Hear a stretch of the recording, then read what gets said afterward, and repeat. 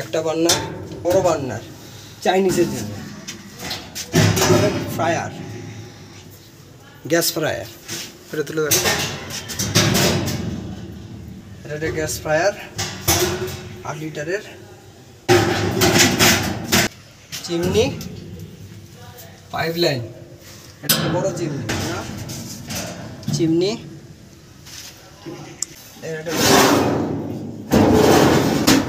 এটা menu card হবে, এখানে ভ্যানাল স্টিকের চিপবে, ঠিক আছে।